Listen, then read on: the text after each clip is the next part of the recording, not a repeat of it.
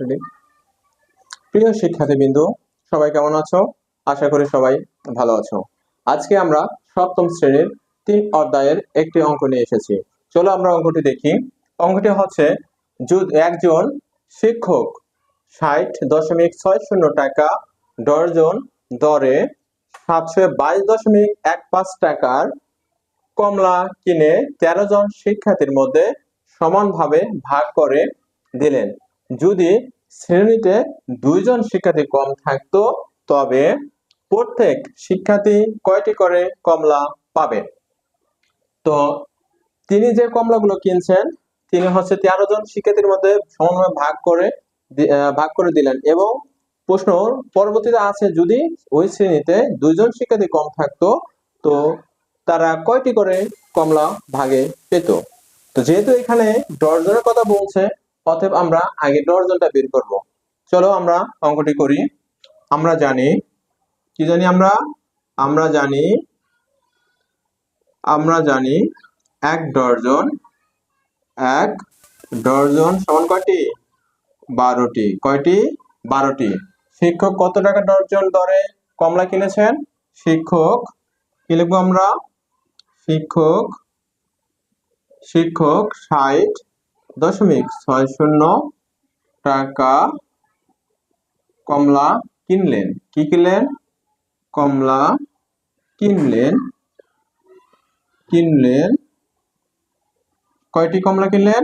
12টি। কয়টি? 12টি।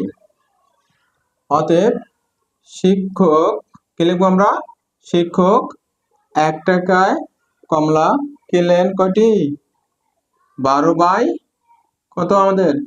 12 বাই 60.60টি। কত টাকায় কিনছিলেন মোট? 722.15 টাকার। শিক্ষক 722.15 টাকায় কমলা কিনলেন। 12 গুণন 722.15 নিচে কত হবে আমাদের? 60.60 টাকা। আমাদের সর্বপ্রথম কাজ হবে এখানে গুণের কাজ করবো আগে। আমরা 12 গুণন 722.15 কি করব? আমরা গুণ করব। গুণ করলে আমাদের কত আসে? আমরা এখানে গুণটা আগে লিখে রেখেছি। গুণ করলে এখানে আসতেছে আমাদের 8665.8। নিচে আসতেছে আমাদের 60.60 অর্থাৎ 60.60। এটাকে যদি আমরা ভাগ করি, ভাগ করলে আমরা আসবে 143। কত আসবে? 143। অর্থাৎ 143টি। এখন শিক্ষক যেটা বলছে এখানে, তিনি 722.15 টাকার কমলা কিনলেন এবং কতজন শিক্ষার্থীর মধ্যে সমানভাবে ভাগ করে দিচ্ছেন? 13 জন শিক্ষার্থীর মধ্যে। যদি ওই শিক্ষক আবার প্রশ্ন করছে, যদি ওই শ্রেণীকক্ষে 2 জন শিক্ষার্থী কম থাকতো তাহলে প্রত্যেকে কতটি করে কমলা পেত? আমরা এখন সেটা বের করব। কতজন শিক্ষার্থী কম থাকলে? 2 জন শিক্ষার্থী। কতজন শিক্ষার্থী? 2 জন শিক্ষার্থী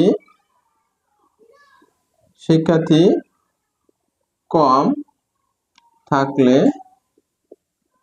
শিক্ষার্থী হতো কত? শিক্ষার্থী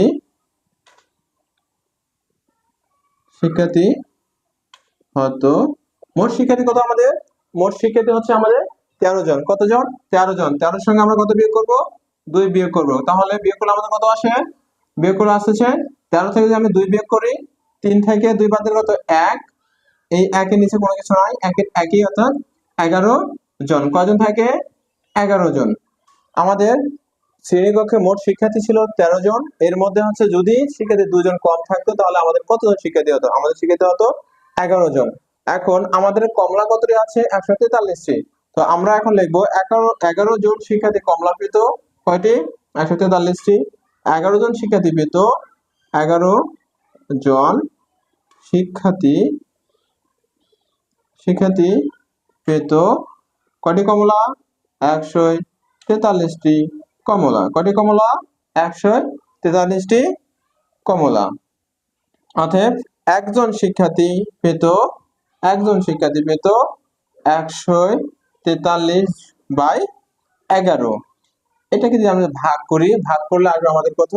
দেখেন, আমরা ছোট্ট করে এই সাইডে ভাগটা দেখা দেবো। আমরা 111 দিয়ে কত ভাগ করব? 143 কে ভাগ করব।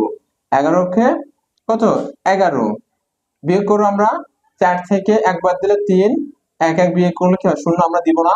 3 এর 3, 11 কে 11 দিয়ে 33 কে আমরা কি করে ভাগ করব? 3 11 33, 3 11 কত আসে? 33। আমাদের অ্যানসার কত আসছে? 13। কত আসছে আমাদের? 13, 13টি কমলা। তো অ্যানসার আমরা কি লিখবো? অ্যানসার লিখবো আমরা কতটি কমলা পাবে?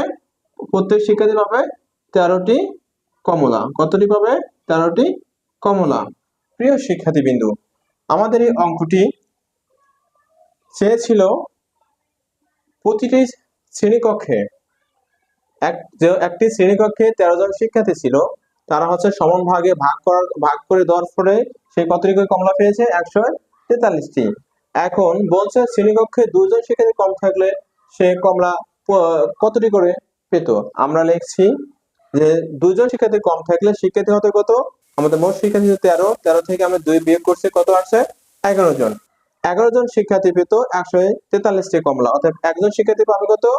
13টি কমলা। প্রিয় শিক্ষার্থীবৃন্দু, আমার এই ভিডিওটি যদি আপনাদের ভালো লেগে থাকে অবশ্যই আমাদের পেজে লাইক, কমেন্ট, শেয়ার দিয়ে সাথে থাকবেন।